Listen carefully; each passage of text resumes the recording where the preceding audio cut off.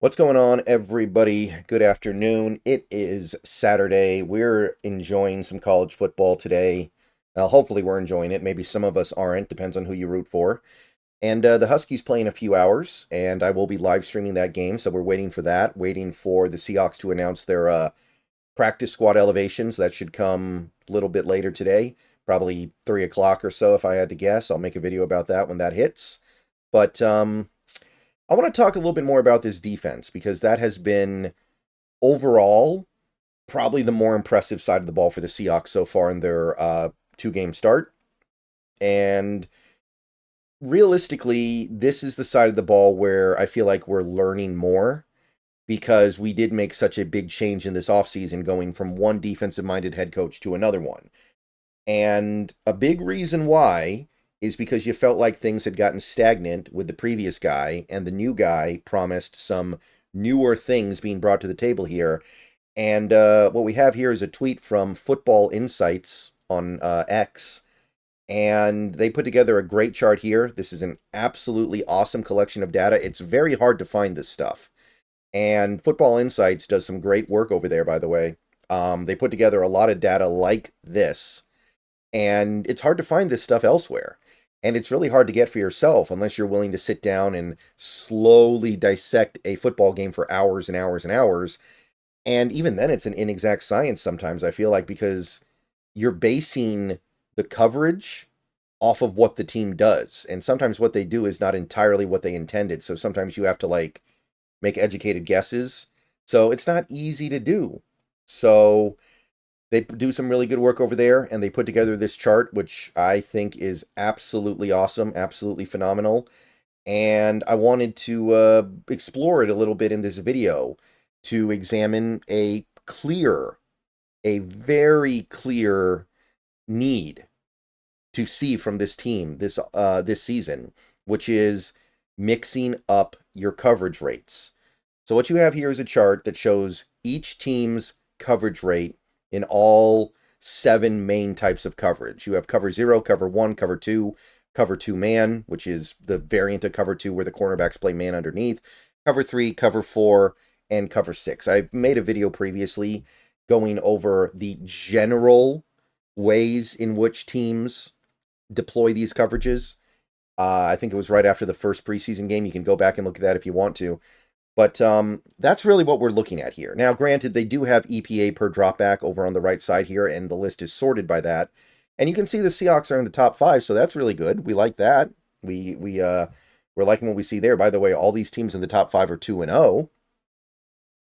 But what I really want to see here are the coverage rates. So what we can see from this chart for the Seahawks, they have not deployed cover 0 or cover 2 man once this season. 0% for both of those. And cover 0, I mean, that kind of makes sense, right? Cover 0 is basically you send the whole house and you just hope you don't get beat over the top. That's not something you want to deploy that often. I think that there's one team that does it more than 10% of the time, Arizona. And they've also done no cover 2 man yet, which is also not surprising. You look around the league, it's not being used that often. The only team that uses it 10% of the time is Jacksonville. Everyone else is in single digits. So that's kind of in line with the rest of the league. But let's take a look at how things are being deployed with the coverage types that they are using. Well, these 5 other coverage types, cover 1, cover 2, cover 3, cover 4, cover 6, they all use them at least 10% of the time, which is awesome to see, right? There's a really nice mix being used here.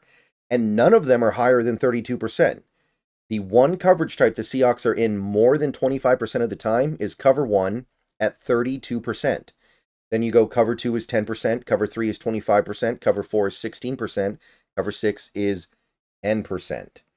So you can see how well things are mixed here. But the other thing that I find to be somewhat notable is, for the most part, you look at the top areas of this list, that is consistent with pretty much all the top defenses so far. Like, look at the Chargers. They don't have a single coverage type higher than 25%, right? The Saints, they get up to 35% with their cover 3, but That's the highest. Now, the Steelers sit in cover 3 a lot, 43%. That's pretty high here, but you can go team by team by team by team. It's really hard to find anything above 45%, right? Like Cleveland, they've got 39% over here in cover 3. Stands out a little bit, but it's still not even 40%. Like, let's keep going down this list here. Let's try to find another 40%. Tampa Bay sits in cover 3, 42% of the time. You got to get closer to the bottom to find anything getting to 50%. Like, there are 2 teams that sit in one coverage type more than half the time. Carolina sits in cover 3, and Indianapolis sits in cover 3 a little more than half the time. And I find it interesting that those are also 2 teams that have been extremely unsuccessful so far this year. 2 of the worst teams in the league that also have 2 of the worst dropbacks per EPA in the league. So there's not a one-to-one correlation, of course, but look at the way the league is right now. I find it very interesting because think about how much we'd be in cover 3 if we still had Pete Carroll, right? We're at 25% right now. What would that percentage be if Pete Carroll was still here, knowing what we know about the way he likes to do things? If he had his way, how high would this percentage be? And what would be left for the other coverage types? Probably very, very little. And how badly would that stick out in the entire league? Like, if, let's say the Seahawks had Pete Carroll this year, and they were running cover 3 at like a 60% rate, which doesn't even seem that high, right? That's like 6 out of 10. That's not that crazy. That would be significantly higher than any team in the NFL at running one particular type of coverage in the entire NFL. By the way, another 50%er would be Jacksonville. They run cover 1 about 53% of the time. So there are 3 instances of that. 3 instances. And again, like, look at how well the Chargers mix up their coverage. They don't do anything more than a quarter of the time. Look at the Vikings. They've got a 27, they got a 26, 15, 11, 4, 6, 1. Like, it's really, really stand out here. And I could do it for a bunch of different teams. A couple teams, yeah, they tend to really favor certain types, like Cleveland. They stick in cover 1 or cover 3 over 70% of the time.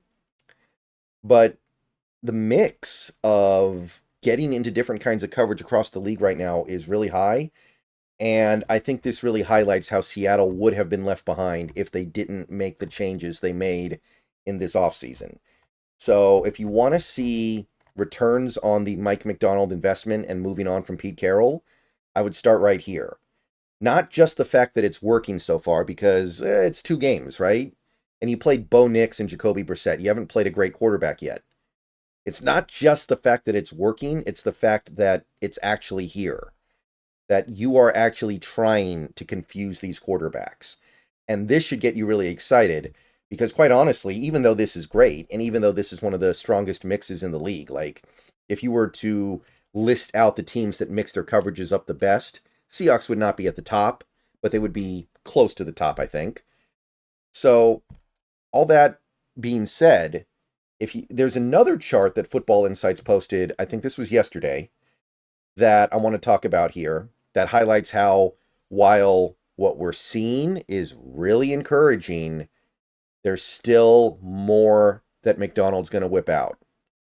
So this is a different chart. What this chart is doing is establishing how much each team gets pressure and how much each team blitzes. So the vertical axis is blitz rate. So the teams at the top barely blitz at all. The teams at the bottom are blitzing at a ridiculously high rate. And then on the horizontal, the teams on the right are getting pressure at a really high rate, and the teams over on the left are not generating pressure at all. Now, you've probably seen a couple of different sites this week say the Seahawks have the highest pressure rate or most pressures in the league. That's not what this chart has. So you might be like, oh, well, what's up with that? Well, every website counts pressures differently, right? We've been over this. Sometimes they're very different. Like, this data comes from Fantasy Points, I believe. So they're going to be different than PFF or PFR or Next Gen Stats. So the important point is the Seahawks are in the top 5. You have the Vikings, Falcons, Steelers, Cowboys, and Seahawks in the top 5. So they're doing a really good job generating pressure. without Uchenna Nwosu. I want to continue to hammer that point home. But here's the thing. They are about average, actually slightly below average, in blitz rate. Their blitz rate is somewhere around 26%, which is basically bang on average. Average would be like 27.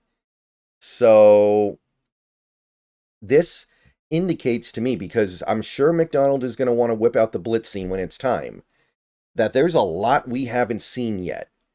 And I saw another a stat. I think this was from Brady Henderson after the Patriots game.